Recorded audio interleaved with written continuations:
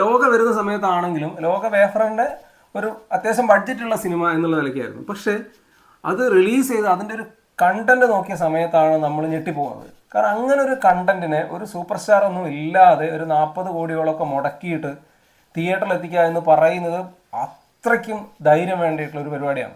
ആ ധൈര്യം എടുത്തെടുത്താണ് ലോകയുടെ ക്രിയേറ്റീവ് ടീമിനോടൊപ്പം തന്നെ ദുൽഖറിനെ അഭിനന്ദിക്കേണ്ടിയിരിക്കുന്നത്.